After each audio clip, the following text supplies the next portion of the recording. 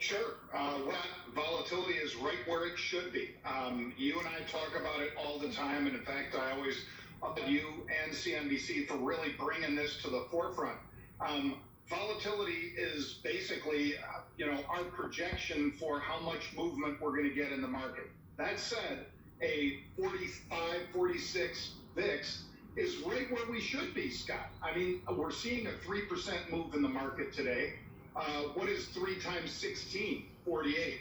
So when you're looking at something like this, we're right where we should be. Should we have slipped down into the 30s? Yeah, if we start seeing movements that are more like 2%, then we should be in the 30s. As long as we're seeing 3% movement or more, we're going to be in the 40s, 50s, or 60s.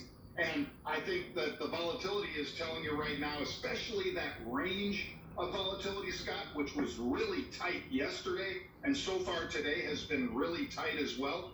It's telling you that, the people that were swimming naked when the tide out, all of those folks have been exposed, the people that didn't have any protection. And now all of that panic of them scrambling to get protection, that's pretty much by the wayside. Doesn't mean it won't come back if there's something bad in the news. But right now, a lot of that bad news has already been priced in. Would you buy the VIX today?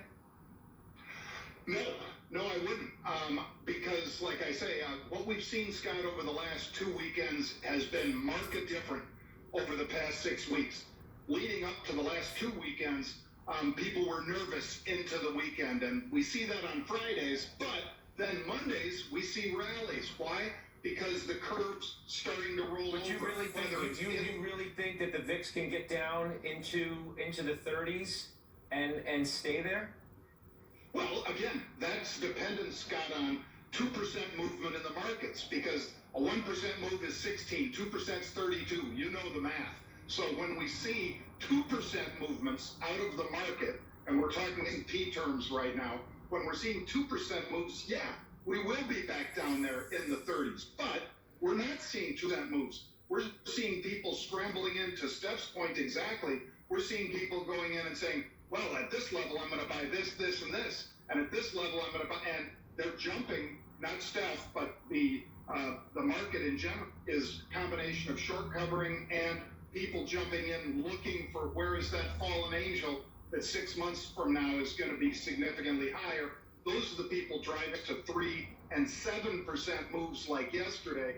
I was laughing, Scott, when people were saying, why isn't the VIX lower with the market up 7%? And I'm thinking, because that VIX is 112. That's why. It's something that we stayed in the 40s. Yeah. So, I sense a little more optimism from people, but yet, Steph, you're really the only one who is making any sort of moves to buy anything.